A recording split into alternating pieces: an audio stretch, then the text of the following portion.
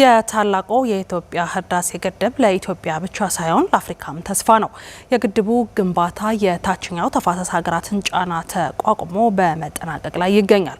የግድቡ ግንባታ እስኪጠናቀቅ ድረስ ህዝባዊ ተሳትፎ እንዲቀጥል ጥሪ የቀረበ ሲሆን የህዝቦች ተሳትፎ የአንድነት ማረጋገጫ ነው። ሰለሞን ዘመኑ ዝርዝር አለው። የአባይ ወንዝ ከተፈጠረበት ዘመን ጀምሮ ግብፅን ያጠጣል እንጂ ለኢትዮጵያ ጥቅም ላይ ውሎ አያውቅም።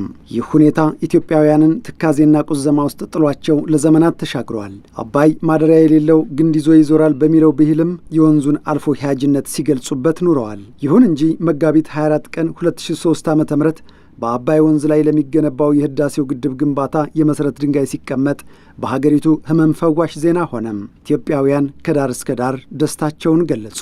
ድጋፋቸውን እንደሚቀጥሉም አሳወቁ።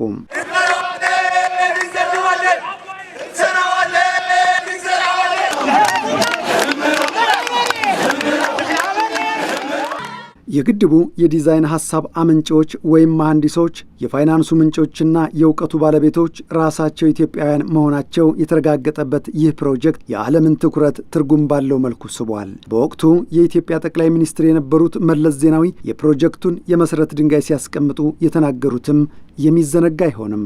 የህዳሴ ጉዟችን መሐንዲሶች እኛው፣ ግንበኞችና ሠራተኞች እኛው፣ የፋይናንስ ምንጮችና አስተባባሪዎች እኛው፣ በአጠቃላይ የህዳሴ ጉዟችን ባለቤቶች እኛው መሆናችንን የሚያሳይ የባለቤትነት ማረጋገጫ ካርታችን ነው።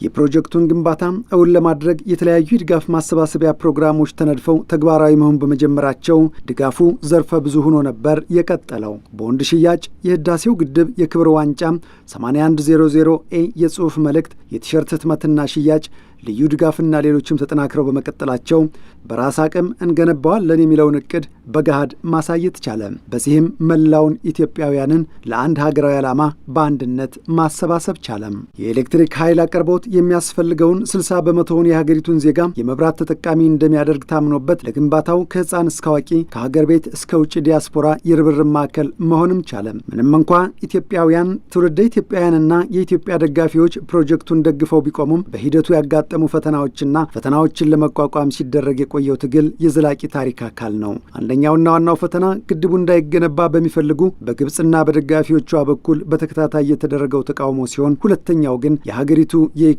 አቅም ውስንነት ተጠቃሽ ነው። በወቅቱ ግድቡን ለመገንባት የሚያስፈልገው ገንዘብ መጠን 80 ቢሊዮን ብር ወይም ከ4 ቢሊዮን የአሜሪካ ዶላር በላይ ነበር። ይህንን ገንዘብ ለማግኘት የማንንም ድጋፍ ያልፈለጉት ኢትዮጵያውያንና የኢትዮጵያ መንግስት ለፕሮጀክቱ ያልተቋረጠ ድጋፍ አድርገዋል፣ እያደረጉም ይገኛሉ።